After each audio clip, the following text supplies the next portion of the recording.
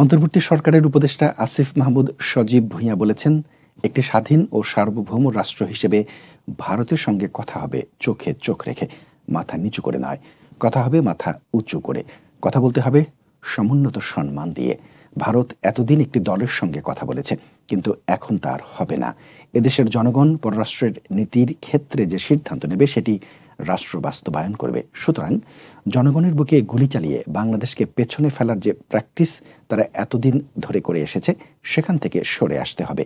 Comilla town hall মাঠে বৈষম্য বিরোধী ছাত্র আন্দোলনের আয়োজনে জুলাই অভ্যুত্থানের শহীদদের স্পিরিটকে ধারণ করে দুর্নীতি, চাঁদাবাজি ও সন্ত্রাসমুক্ত বাংলাদেশ পুনর্গঠন এবং রাষ্ট্র সংস্কারের লক্ষ্যে মতবিনিময় সভায় প্রধান অতিথি হিসেবে উপস্থিত থেকে তিনি এসব কথা বলেন। আসিফ মাহমুদ বলেন, বাংলাদেশের মানুষ বেশি কিছু চায় না। বাংলাদেশের মানুষ স্বাধীনভাবে তাদের মত প্রকাশ করতে চায়। বাংলাদেশের মানুষ বিলাসিতা চায় না।